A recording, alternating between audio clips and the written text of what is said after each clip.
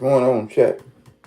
On the map, longitude-wise, if you go from Afghanistan, you go straight to like North Georgia and North Alabama. So we brought the seeds and started climatizing them. And then after they would grow there, we took them to Jamaica and climatized them there. They had never seen anything like it. I've done over 20,000 drug crimes. I've only been caught for 2. Steve James is a career drug trafficker, what we in the business call a lifer. He's a baby boomer, born in a small suburban Georgia community. He began smuggling in bricks of Panama Red from South America in the early 1960s when he was only 13 years old. Later, after he graduated from college, he moved to Jamaica and became the first person to ever grow indica on the island. He ended up successfully smuggling over 3 tons of high-grade indica bud from Jamaica into the U.S., and he got away with it. Today, he's retired and out of the business. And he has a book out right now about his experience called Indica, which you can pick up on Amazon. For this and more war stories with the oldest drug trafficker we have ever had on The Connect, head over to Patreon right now, patreon.com/The Connect Show. Without further ado, I give you Steve James, the Indica King, right here on The Connect with Johnny Mitchell. We finally hooked up with some Colombian guys, and we paid for like 1 key, and they fronted the other. Sold that in a week, and got back down there, and my buddy David says, they're going to kill us. He said, the guy told me that it didn't matter if we had the money or didn't have the money. The only thing that he was glad about is he didn't have to go to Atlanta to kill us. He could kill us right there in Miami. That's when I see lights behind me start to flash. And I didn't even think, I just hit it. I was driving like my life depended on it. Then I parked the car, hopped out, closed the door, and I started running. And he pulls out a burner, shanks like 6 inches, and he passes it to me. He goes, here, that's yours. Don't ever leave the cell block without this. He was the reason I made it out of that place alive. Steve Daniel. Yeah. How are you, sir? I'm good today. Yeah. You are the elder statesman of podcast guests on this show. You are by far not only the oldest guest, but the oldest hustler, kingpin that we've had on. It's an honor and a privilege. Let's get right into it. You are from northern Georgia. Yeah. Grew up in the 50s and 60s. Tell us about the culture. Tell us about the history of hustling and money making and business in your family that goes back generations, Yeah. right? To the segregation of the South and how that led to you initially getting involved with pot dealing. Yeah. Yeah. I grew up in rural North Georgia, about 3.5 miles from the Tennessee line. And my folks were into cattle. And my grandpa was the moneymaker of the whole family. And he had a big cattle truck.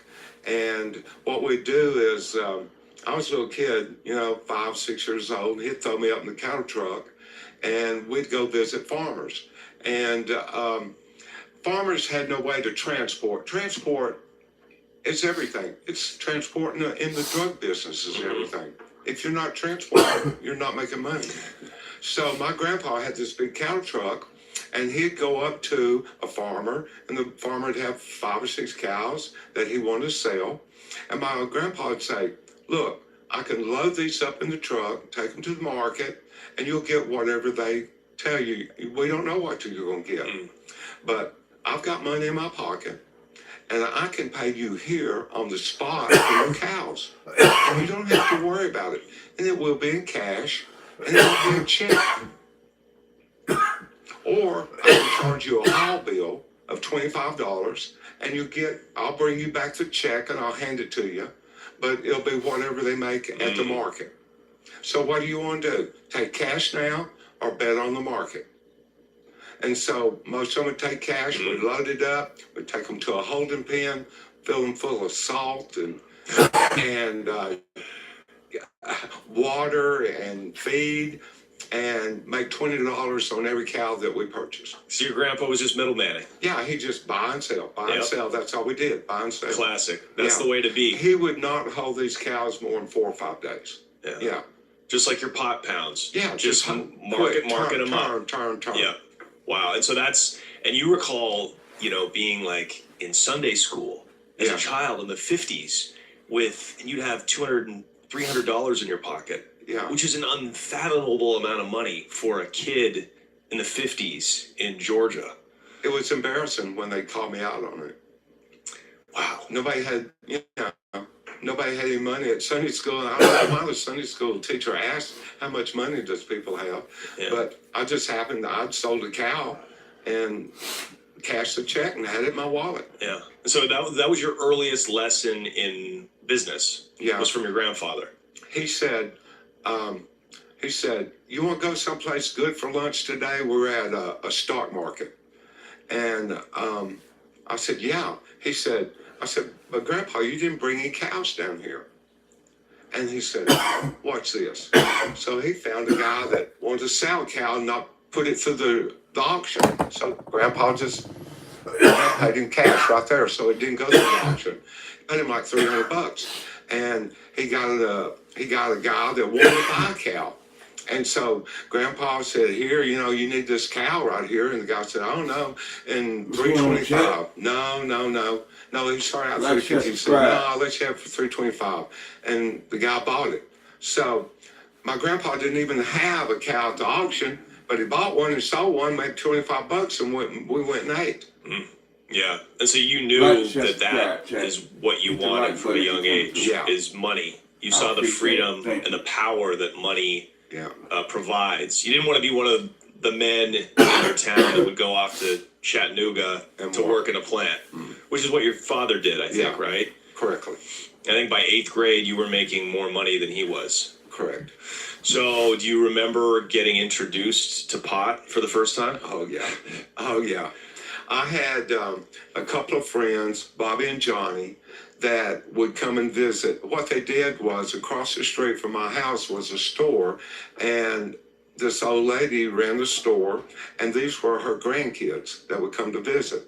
First, they were stationed out of Washington, D.C., and we got to be friends, and they would stay for 2 weeks in the winter and 2 weeks in the summer, and we ran around together. And then they got stationed in the Panama Canal Zone. So one summer, they bring weed with them when they come. Right. Yeah. How did their father work for the government? He was a colonel, or okay, so he was part of the military. Yeah. Okay. Yeah, he was bigwig. Wow. And so they were able. His kids could load up and fly on a plane. Wow. Yeah. Without getting searched. Nothing. It's like, how are you going to get a 14-year-old kid? What are you going to do? Who has that connection? Yeah. So 14 years old, these brothers would bring back pounds of Panama Red. Yeah, kilos, right. What was Panama Red like? It was a nice, really good weed, probably 3 or 4% at the time. But that was considered good weed. Yeah, and it wasn't very stemmy or seedy. So it was really good. One brother was 14, the other brother's 12, and I was right in the middle. I was like 13. So it was a good deal. And you were a pothead. You liked smoking pot. Yeah. You still smoke pot. Yeah. You're high, a little high right now from the doobie you smoked before this interview. Maybe. But was it the natural next step to sell it for these guys? Like, share, subscribe, chat. They said, like, share, subscribe. What we did was they brought some, and it was about Christmas time, when they brought like a kilo, and we took it and broke it down, and we didn't have scales, so 1 finger would be a nickel bag, 2 fingers would be a dime, 3 fingers they called a lid, and 4 fingers was an ounce. We sold for 20. So you could get a $5, nickel bag. But the thing about it is, we were only paying $9 a kilo, which is 36 ounces about. So you sell your first dime bag, you pay for your whole kilo. So after it's all profit. All profit, dude. You saw it was easy. Hey guys, I know a lot has changed since the days that Steve was in the game. One of those big changes is personal hygiene. You can't have fumes anymore. Mando is leading that change. Check it out. Mando was created by a doctor.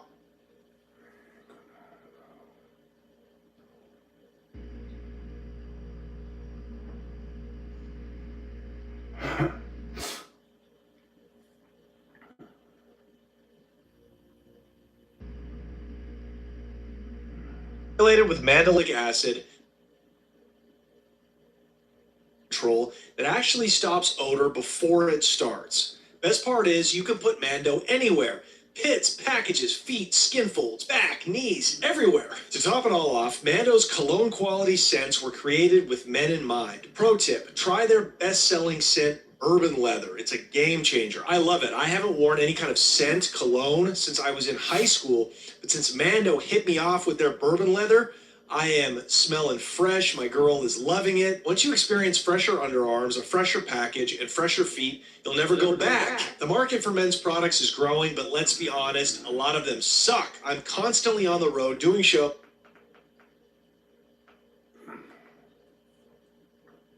Neighborhood that they're played riding around with baskets on their bicycles selling weed. But in our community, I knew that wasn't gonna last. Somebody's gonna get busted, you know. Mm-hmm. So I had a friend whose daddy had the alcohol distribution and the gambling distribution of ML King Boulevard, Big Nine back then, as they called it, before it was ML King. You know, that was before King was assassinated, you know. We're talking 64, 65, 66. And this is in Chattanooga, Tennessee. Chattanooga. And there are all these nightclubs. And so this kid that I knew, his daddy would load him up with liquor and punch boards and gambling devices, and he would deliver them to the black nightclubs. So I said, if he's going to be going up there every Thursday afternoon, I'm going to cut him in. So I went to him, and he said he'd take me up there and introduce me and everything. And I took a big bag, a grocery sack bag of nickel bags, and I went up there and started selling to all the black people at the nightclubs. Yeah.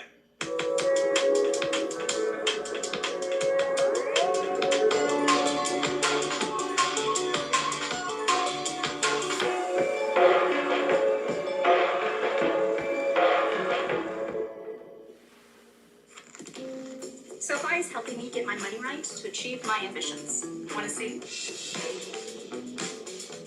What's up, Jack? Like earning more money on my money as a head chef. Ready for service? Hello. What's up, Misty? What's going on, Misty? And saving to give back to local producers. What's going on? Need to work? SoFi can help fund any ambition you're hungry to achieve, like investing in everyone's dinner table. Bank with SoFi to earn a higher APY and an epic welcome bonus. SoFi, get your money right. Earn a teaching degree on your time. Learn more at wgu.edu.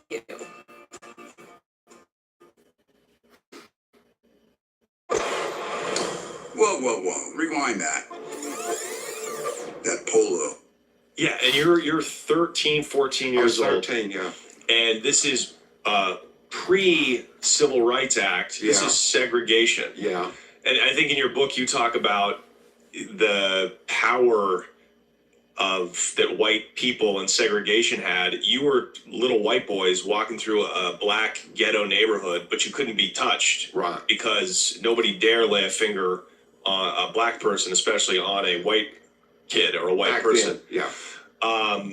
Did that cloud your, did that make you prejudice? Like, did you grow up with the prejudice in your family? No, I grew up with black people. I knew black people. Okay, our maid, Effie, you know, she practically raised me. Yeah. You know?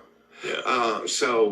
And she had all of her nephews and nieces and everything, and I go play with them, you know? Yeah. All my clothes that I'd outgrow would go to her. Right. So when I go to school, I would see black folks wear my clothes. Right. So you didn't, you weren't taught white supremacy by your No, parents, your grandparents? No, it was so tough. Everybody was trying to hustle. Right. I mean, if a black guy could hustle, he hustled, you know? Right. My grandpa didn't get in the way of hustle. Right. You know? And when our school got segregated, and I was playing football, I'd take a pickup truck and go pick up the black football players and take them to practice and take them home because they didn't have a ride. And if they didn't have a ride, they couldn't practice and they weren't going to be on the team. Right. And you guys weren't going to be very good. And we weren't going to win. I didn't care if they were green. Yeah. You know, I wanted football players. Right. So, but it's amazing the salesmanship and the mouthpiece and the balls at 13. You're going around and selling, talking to bar owners in the Big Nine, this district in Chattanooga, and fronting them the weed. Yeah. Right? Well, how did it work? Yeah, I owned like quarter pounds, you know, they'd pay, but on a pound, I'd front a pound. So yeah, how did that work? How much would you give each bar, and then how much would you make? I was selling them, ounces were going for 20, okay? So there's 16 ounces, and so I let them have for $160, $10 in it. They would double their money. And I always put anybody that I worked with, I wanted them to be able to double their money. Right. And you're paying $9 for a kilo. Yeah. So you're paying $4.50 a pound and making how much off that? You know, like $155. Wow. Back then. Yeah, that's more than most grown men were making probably in a week at the plant. Average salary is $100 a week back then. Wow. So what was when you were 14, how much money do you think you had? What'd you do with your cash? I got a safe for my birthday. Everybody asked, what do you want for your birthday? What do you want for your birthday? And I had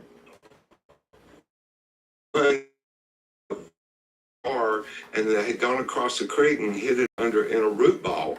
You know, a tree had fallen over and I hid my money in a bottle jar. So when I got my safe, when I think I was 14 years old for my birthday, I got a safe and I lugged it upstairs and put my money in it, man. I felt like a businessman. Yeah, so you knew about saving. That was like, you just stashed your money. Yeah. Did your parents know what you were doing? Not at that time. Okay. Yeah. You think they would have been proud of you? Not at that time. Yeah.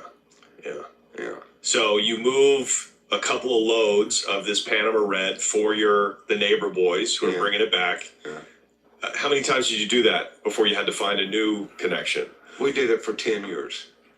10 years? From the time I was 12 till I was 22, what happened is one of the brothers got killed in Vietnam. And when that did, the older brother had just finished the University of Georgia, got a big job in Atlanta, and he was out of it. Right. So after 10 years, our little marijuana ring spun out. Right.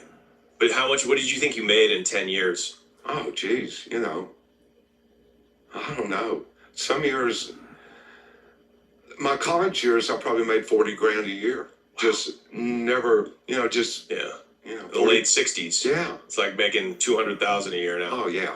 And they would bring, it was basically, they would only go back to Panama once a year. So you had twice a year. Okay. They'd bring it up in the summertime and Christmas. Right. So you basically, twice a year. You had to make loads stretch for 6 months. Yeah. And how many kilos would you move every 6 months, you think? They would bring up about, I don't know, between the two of them, about 100 kilos. Wow. So about 200 pounds. Yeah. In duffel bags and stuff. I would have to go with them. I went over there and would pony back some to get the weight right, you know. Yeah. So you're moving like 400 pounds a year as a teenager. On the ML King. Wow. And that's all pushed in through the black neighborhoods. Yeah. And most of it went out in I went into a nightclub in the afternoon and there was a guy sitting at a desk like this and he had just a pile of matches sitting there, you know? And he was taking a nickel bag and putting them in matchboxes. And he would put 5 in a nickel bag. He'd make up 5 matchboxes, and they'd sell them for $2 a piece. Yeah. So he doubled his money. Right. So everybody was making money. Everybody was making money. I made sure everybody made lots of money. That way they'd be happy. Yeah. But you were the exclusive distributor. Yeah. In this area of Chattanooga. Yeah. For that Panama Red. Yeah. And then, so did you think, okay, I want to step this up after the Panama connection went away, or did you retire? What were your goals after that? I lost my point people. Yeah. You know, when you lose your point people keep you insulated. Mm-hmm. You know, the point of the spear is what gets broken off. Mm-hmm. You know, I want to be toward the middle of the spear. Right. You know, I wanted somebody else to go, open up, make the connections, and then bring it to me after they got it all done. I didn't want to go down there for any initial anything. I wanted it, you know, kind of wrapped up nice when I went there. Were you worried about law enforcement? Not back this then. time? No, not back when I was a little kid. Yeah. There were no feds. There was no DEA. No, nothing like that. When did you get into cocaine? I did cocaine in college a little bit, not much, you know. It was really expensive back then. Yeah, and it wasn't even good. You know? Right. But after you got out of college, you graduated from the University of Georgia with honors. Yeah. Got laid a bunch. Yeah. You lived in basically like a hippie commune. Yeah, we rented a huge mansion, and we had I had 4 girls and 2 guys living with me. Mm-hmm. It was like hippie town. It was like Animal House, you know. Yeah, it's so interesting. Like, you're this southern good old boy. You have these southern good old boy roots, but then it's meeting with the time of the hippie movement in the late 60s in Vietnam, and it's one of the best eras to be a drug dealer. Yeah. Because the markets are opening up, and then in the 70s, there's a whole bunch of new affluence, and then cocaine starts making its way into the greater America. Yeah. You moved to Atlanta after college? Yeah. You start selling computers? Yeah. Which are brand new, right? Yeah. Oh, yeah. Did you have success at that? Oh, yeah, I did. I had a lot of success, made good money, you know, and... How much make selling computers? Like, how did that market work? What did you...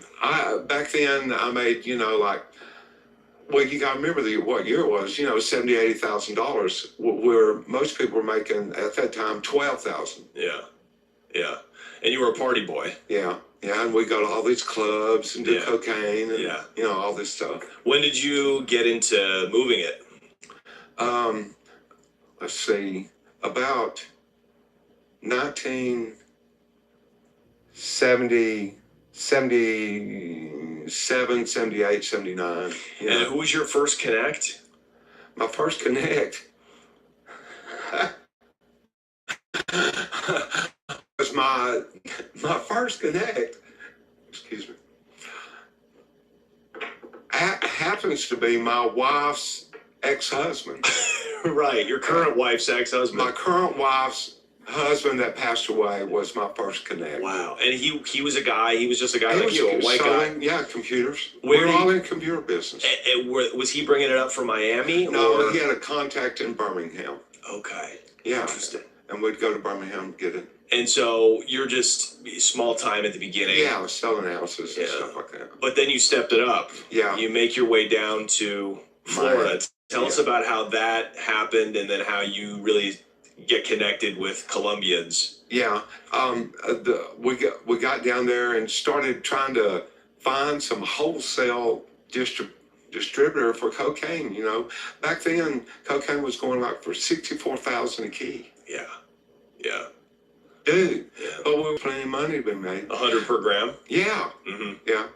Ounces were $2,800. Yeah. You know, so what we did is we finally hooked up with some Colombian guys, me and a buddy of mine by the name of David Harper. And David, we had some money and we paid for like one key and they fronted the other. Okay. And these Colombians, we didn't get our conversation right. Somehow they expected us to grab that other key and like be back the next day to pay them. Well, my buddy said, you know, I'm going to stay here. Okay, so the Colombians kind of sat on him Right. while I left. Just as insurance. Yeah, In case they you didn't come back. know us, you know, and we were leaving, you know. So I hustled my ass up there, sold 2 kilos of cocaine in a week. Wow, just in grams and 8 balls? No, or- in ounces. to other dealers? Yeah. Okay. Yeah. Sometimes half pounds, you know, quarter pounds, half pounds, stuff like that.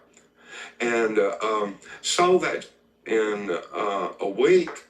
And got back down there, and my buddy David says, they're going to kill us. Even though you have the money. I said, what do you mean they're going to kill us?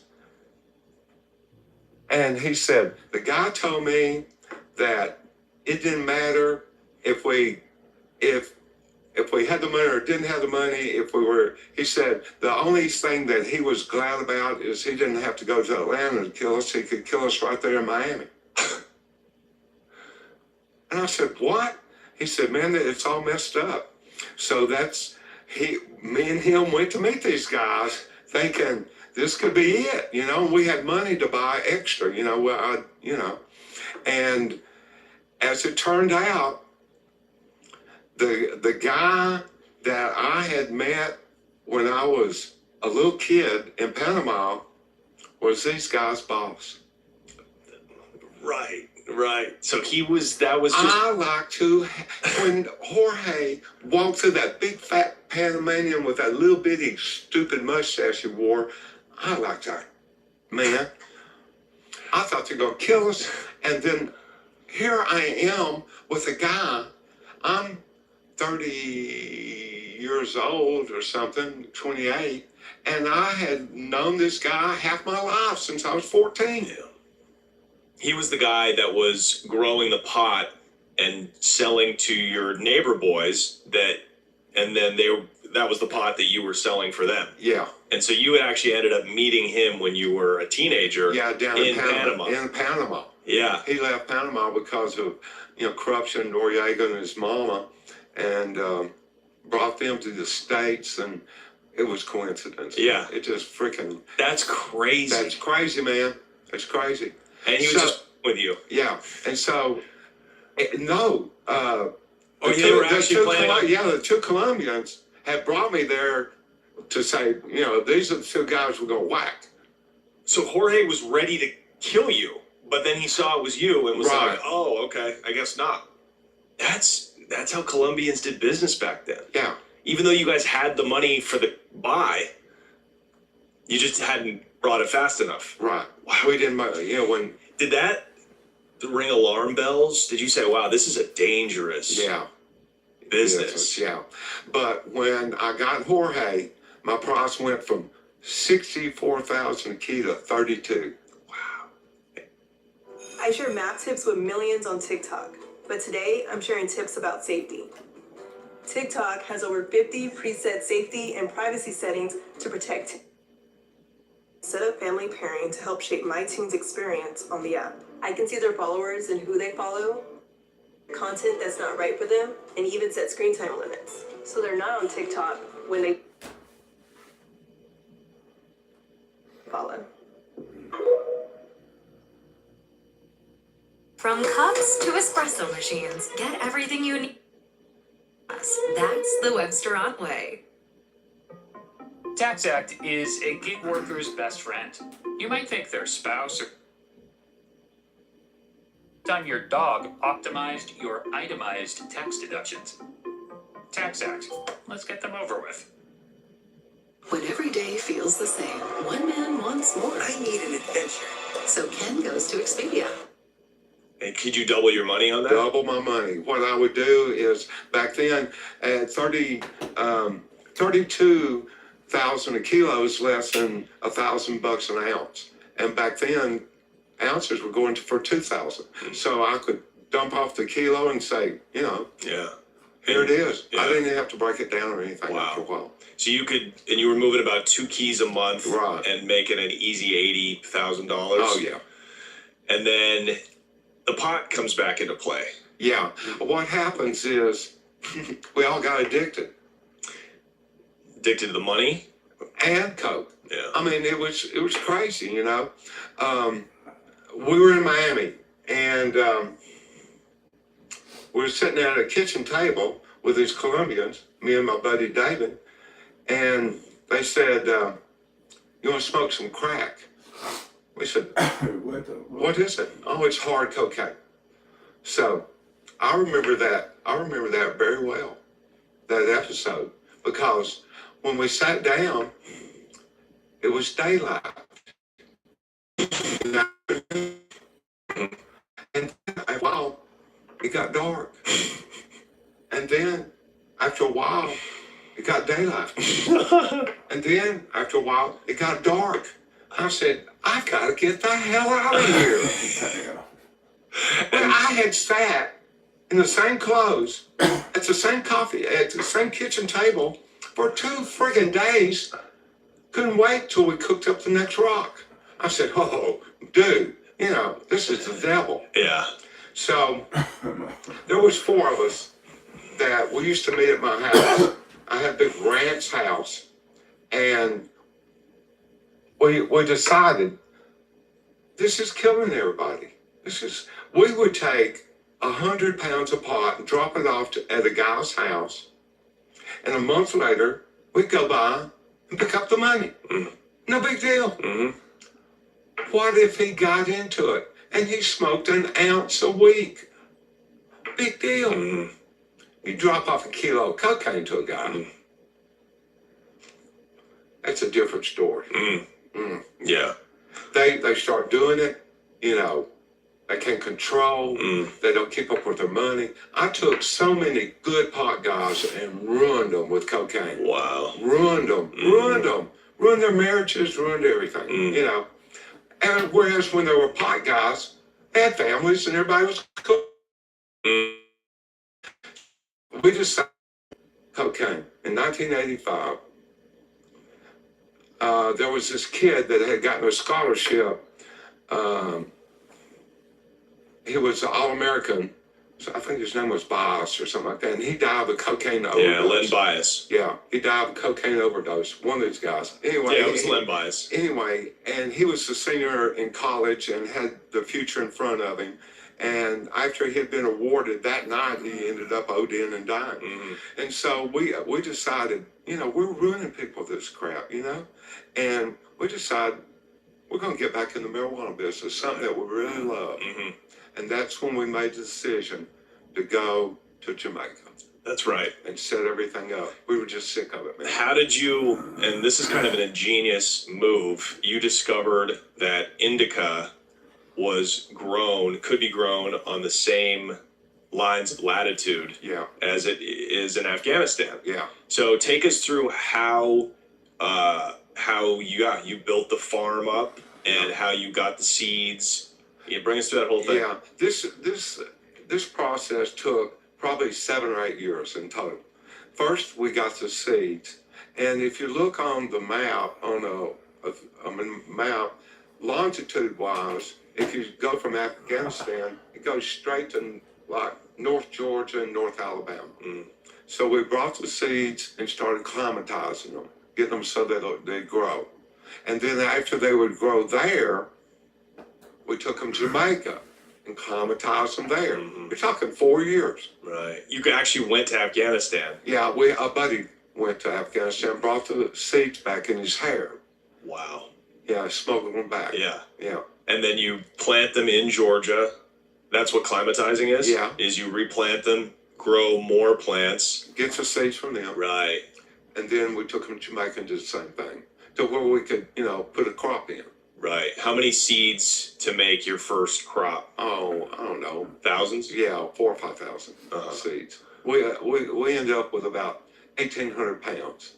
Right. Out of about, 3,600 plants. Where in Jamaica? Right outside Montego Bay, about 2 hours. How much land did you have to buy? Well, it was a valley that we got. And it was probably, I don't know, 40 acres or 50. Yeah. You know, it wasn't huge. But you hired a whole team, a whole team of Jamaican laborers. Yeah, what happened is after we got the land, you have to use locals. I mean, you know, you can't be bringing in outside people. You know, you got to use what's there. So these guys have been growing pot all their life, you know. They just never had seen seeds that look like the seeds that we had were 4 times larger than the seeds they had ever seen. They thought they were like pinto bean seeds or something. Right. You know, they thought, you know, they thought they were beans instead of marijuana seeds, you know. So I remember getting the guys together, and we had a motel room at the time. And let me tell you about Rastafaris and Jamaicans. Yeah. They do dreadlocks. And there's a reason they call them dreadlocks. And I've seen this done, and what they do is they go out and get fresh cow manure. Okay? And they roll it in their hair and make cones. Right. Cones, like 8 or 10 cones. And this is fresh, green cow manure. Ew. And they sit in the sun all day long till it dries. All right? And then they stand up and shake their heads. And when they shake their head, flies everywhere. Yeah. Okay. So, here I'm in a motel room with 5 of these guys. They had just finished doing their hair a couple of days before. You talk about odor. You know, they don't really bathe a whole lot. And soap's not really, and nobody had shoes. And you get in a tight little motel room with 5 of these guys. Jesus Christ. That'll make you throw up, dude. Right. They're dirty. They're just dirtier than any rednecks from Georgia that you can imagine. Oh. They're complete mountain people out there. Yeah. And they're either farmers, like subsistence farmers, or they're marijuana farmers. This is what they do. So we hired these guys and got the land, and you had to pay the local chieftains. Yeah, we gave there was a policeman there and a religious leader, and we both gave them watches. You know. That's all it took? Yeah, watches. Yeah. Wow. Do they know the kind of money you stood to make? Well, they thought we were foolish.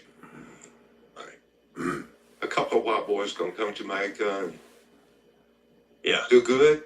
Yeah, give us a watch. Sure, use the land. Right. We don't care. And they were there to protect you guys too. Yeah. Right. Plus, after the crops, we give them a kickback. Right. After every crop. Right. Yeah. And you had distribution already set up. Oh, yeah. In the States. What did that look like? Who and where were you moving it to? We sold all over Atlanta, Chattanooga, Nashville, Cincinnati, Ohio. Yeah. Washington, D.C., Maryland. How many people did you have running for you? Oh, there was about probably 8. Wow. 8 guys. And you're making trips. 100-pound runs? Yeah, and more. Yeah. Yeah. Yeah. So you crop your first 1,800 plants, or you got 1,800 pounds? Yeah. Okay, so you got about 1,000 kilos on your first crop. Yeah. Wow. And then tell us how you got 1,000 kilos of indica from Jamaica to the States. On a boat. We would buy boats, and we would have to hire a captain. And so we would own the boat, but we needed somebody to drive it. So we got to a Swedish guy that, he was a gamer, and, he showed us how to load the boat and put the pod, tear the boat up, put the pod in. It just looked like a regular boat, Yeah. And then when we got to shore, we'd have to rip up the boards and, Where would you guys unload? we did it in different places. We had a guy that worked at a state park in Florida. Where in Florida? Up the coast. Like the western coast? Yeah. Okay, West Gulf of Coast. Mexico? Yeah, it wasn't there. We'd come up from Miami and keep going up, up to the left side of Florida, you know. And you weren't worried about Coast Guard? No, not at the time. No, we were just making our run. Yeah. We're gonna do it. You know, we would come this far. You know, we're gonna stop now. Cowboys, you guys Yeah, were. we were. You know, we didn't have a lot of fear. So you had the kilos built inside of the panels Well, it was of the boat. What we did is we created our own press, Right. and we would press out 20-pound bales. Right. That way, you know, kilos were too, you know, Yeah. too many of it, Right. you know. So you press, so that's how many bales? 50 bales? Yeah. 1,000 pounds or 1,000 Yeah. kilos? 50 Yeah. bales. Yeah. Gotcha. And it's in like a commercial, is it like a is it a yacht? It's like a 38-foot fishing vessel. Okay. Yeah, that Okay. had plenty of open space and stuff where you could Right. line the walls and line the floor, you know. How much money had you invested up to this point? In the grow? Yeah, in the grow. When you talk about buying the land, buying the boat, hiring the labor, and this is all funded on cocaine, by the way. Right. Okay, you hire 5 guys. Mm-hmm. Okay. They go to the farm. They take their machetes. Okay. Well, these 5 guys have 5 wives. I share dad advice with millions on TikTok, but I'm also a dad at home. So from one parent to another, here's something I learned. When your teen joins TikTok, they're protected with over 50 preset safety and privacy settings. Accounts all start private, and for those under 16, there are no direct messages. And only friends can comment on their videos. Because when safety comes first, discovery can follow. Hey, even dads need dad advice sometimes. How do I earn more money on my money? Ball don't lie, right? With SoFi checking and savings, you can score one of the best APYs in the league. It doesn't miss. Join the official bank of the NBA. That little piggy booked a villa. This little piggy booked a hotel. Shipped same-day delivery knows that Baby Daisy's favorite squeeze pouches are the key to giggly afternoons. And they have 5 children each. Yeah. And by the time we got ready to plant, there was a village there. You know, like 30 people running around, half of them under the age of 5 or 10. Yeah. You know, just a little village, you know. Yeah. You know, playing soccer, kicking around, Yeah. everybody barefooted, Yeah. you know, eating rice and bananas, you know. Mm-hmm. Yeah, and that's a village around your pot field. Yeah, they built little huts and their wives and everything, and they'd come out of their hut and go to work and go back to their hut. We didn't transport anybody anywhere. Right. Once they got to the farm, they stayed there. Yeah. So what was this investment? We brought food in. What was the total investment? Jeez, we were probably $300,000 or $400,000 into it. Yeah. We had spent. It's a big risk. If it didn't work, you know, all those years would have been for nothing, you know? Yeah. You probably would have gone bankrupt. Yeah. So you get the first load of 1,000 keys, makes it. Yeah. You guys unload. Yeah. How long does it take you to get rid of 1,000 bricks? In 20-pound bales, but we broke it into pounds and stuff like that. Well, I remember I had a ranch house, okay, 4 bedrooms, 2 baths, sat up on a hill, very secluded, all right? And you would go up the hill and pull in behind the house, and there was enough room behind the house to park 20 cars, okay? And then I had a detached garage, and above the garage was an apartment. Garage, I'd have like 8 people in there bagging pounds of pot. Wow. It'd take them 2 days to bag that into single pounds of pot. And for people who don't know, let's explain the difference between indica and the traditional sativa. Yeah, and why indica is better and was more expensive. Yeah. The sativa was running about 3 or 4%, you know. THC. THC, and it was real stemmy and real seedy.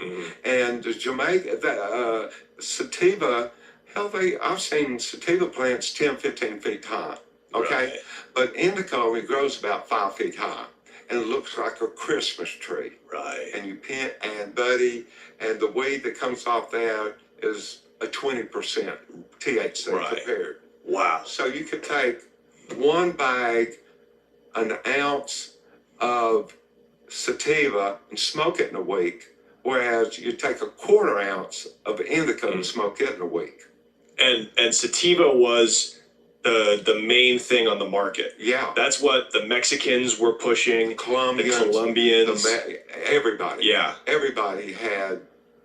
That was like when my generation thinks about our parents smoking joints like they're cigarettes. Yeah. That was the sativa because it hardly did anything to you. I wouldn't leave the house until I had 5 joints rolled up. Right. Once indica got there, I just need to roll one. Right. So this is completely revolutionary when it comes to the marijuana market. Well, back then, sativa was selling for $80 an ounce, and we were selling for $300.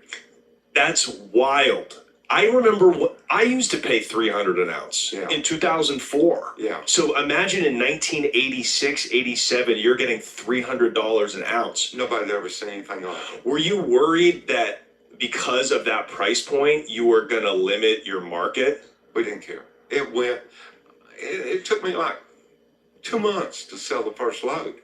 Right. So was that the same amount of time it would have taken you to move sativa? Yeah. You didn't really see any difference, and your profit was 10 times as great. Yeah. You claim to be the first person to grow indica in Jamaica. Yeah.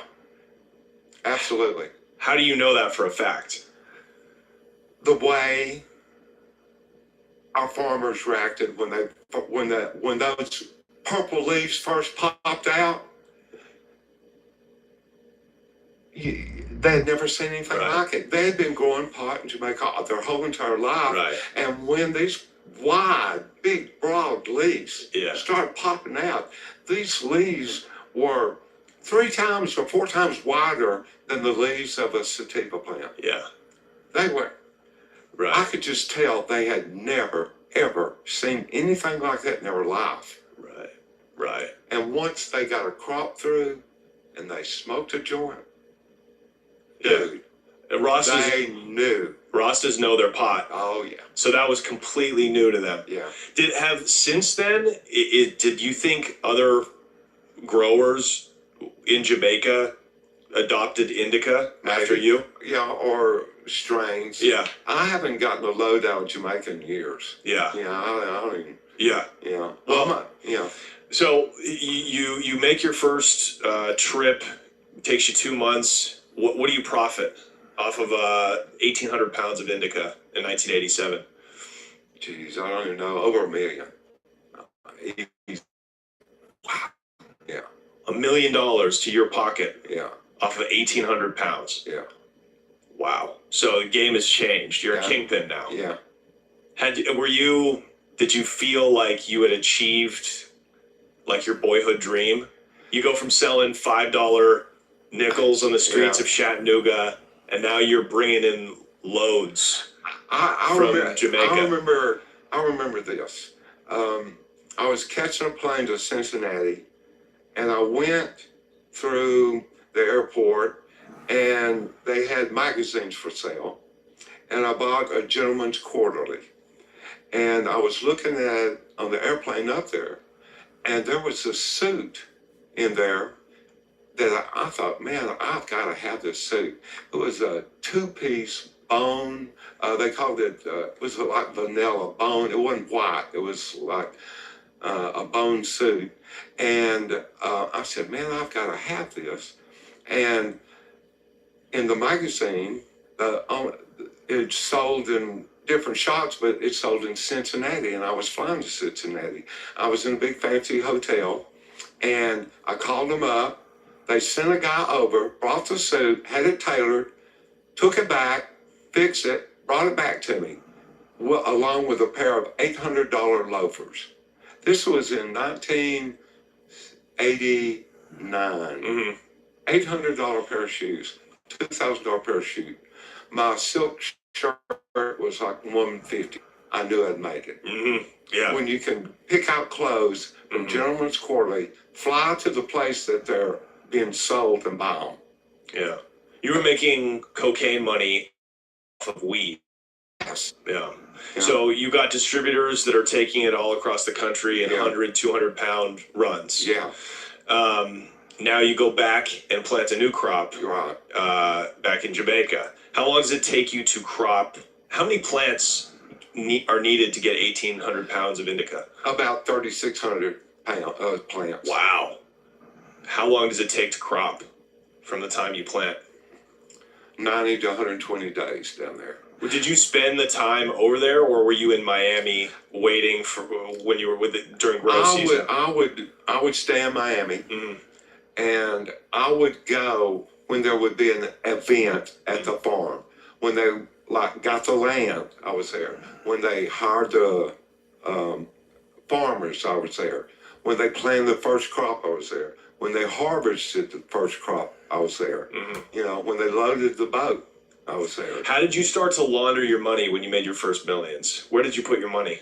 I bought land. In the States? Yeah, unimproved land. Just farmland. Yeah. Unimproved land, stuff like that. I also had a guy that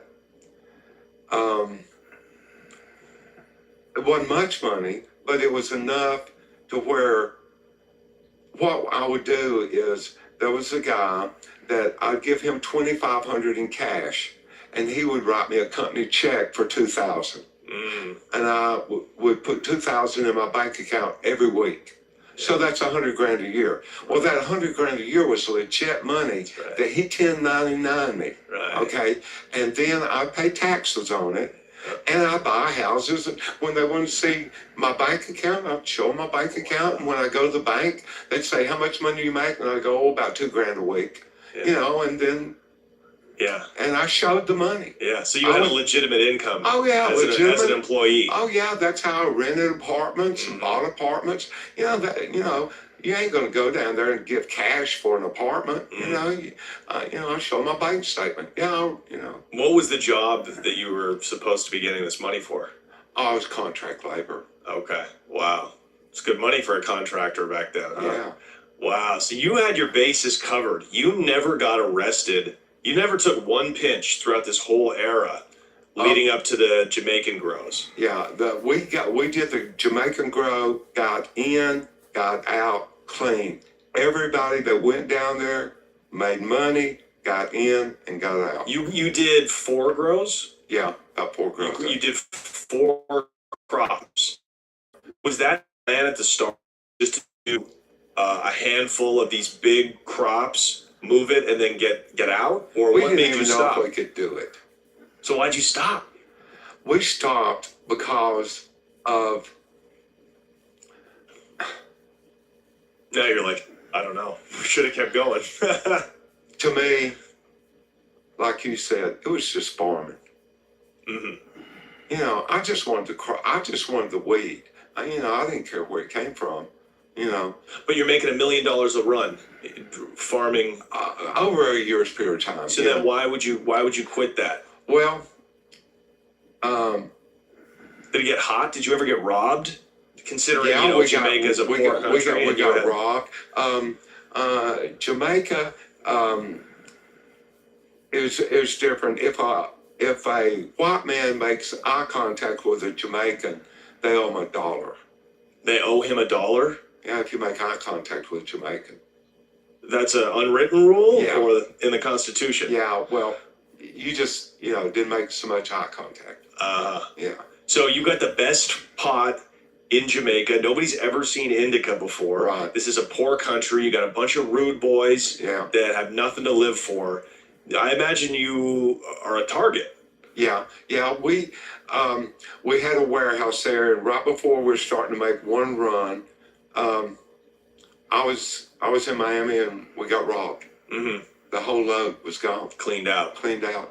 And then there was another crazy guy that came down and kidnapped the wife of one of your business partners, right? Right. He kidnapped the daughter. Yeah. Yeah. And, was going to hold her for ransom and stuff like that. So it got crazy. And then, Indy got sick. She got tuberculosis. Who was Indy? That was my buddy's daughter. And she was about 4 or 5 years old. So you decided let's finish it out here and get out. Yeah, and we got out. Well, we could get out clean because we were getting too familiar down there. Right. We had overstayed our welcome. Right. Smart. So you were even though you were a cowboy, you kind of knew. You always had like this internal radar that told you where when your time was coming to an end. Yeah. And it put you a step ahead.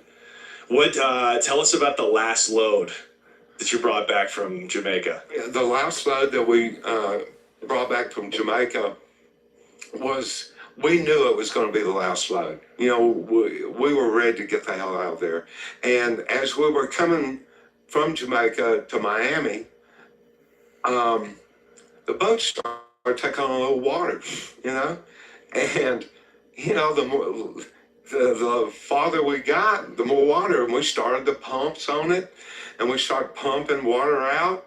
Everybody's getting scared. We had a Swedish captain, and he wasn't very religious, but there was this good old Catholic boy on the boat, and buddy, he was running his rosaries, and everybody thought they were going to die. The captain called the Coast Guard, called Mayday, because the boat was sinking. And we finally got to Miami. Just as the boat was about to go under, we took axes and we basically just dove in and started chopping the boat to pieces, getting the bales out and throwing them up on the land. And I kind of kept up with the number of bales. I knew there was one more bale down there, and I just had to dive down there and get it and push it up to the top, man.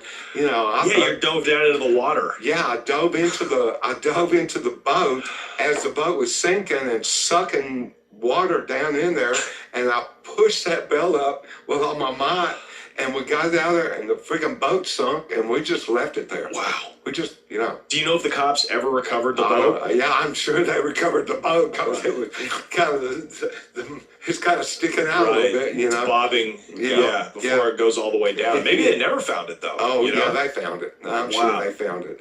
But we were able to load up in vans on the dock there and get out of there. And you unloaded in Miami? Yeah. So crazy to think about now. Miami's the most developed, well-guarded, seaport city on the East Coast. Yeah. And you guys were just brazenly unloading pot bales, right on the port of Miami. I had smugglers that said that they would go out to the mothership and just put the pot bales on the bow of the boat, didn't even cover them up, and just run right in. Right. Crazy. Weren't you paying off cops too? In Jamaica, we did. Yeah, but well, that's easy to do. Yeah, but in the United States, I never paid in cops off in the United States. So you got did any of the loads get damaged from water? We wrapped them. Oxen came again. You gotta use it up. What's step 23? For steps 23 through 50, please upgrade your subscription. With the new Assemble and Bake by Blue Apron, you can... On 1,800 pounds, there would be about 140 pounds of plastic. Right. 140 pounds of plastic. Wow. That we wrap these things in. So tight. So to tight. Make them waterproof. Yeah, I mean, over and over. If you thought it was good, you did it again. Right. I mean, 140 pounds, when, that's a lot of plastic to wrap. Wow. That's wild. I've weighed it before. 140 pounds on 1,800 pounds. So you just add we another. cut it off, and How much does one bale weigh?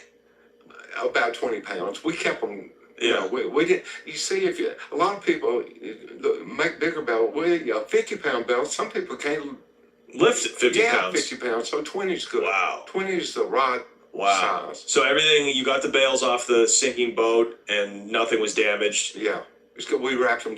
We had a press, and those Jamaicans would, like an old timey wooden press, and we had to turn a wheel, and then press that down in there, and we cut it and clip it and get it just right. So you get that last load off. You sell your last 1,800 pounds of Jamaican indica. You make your $1 million.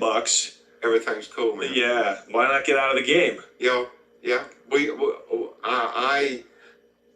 I basically got out of.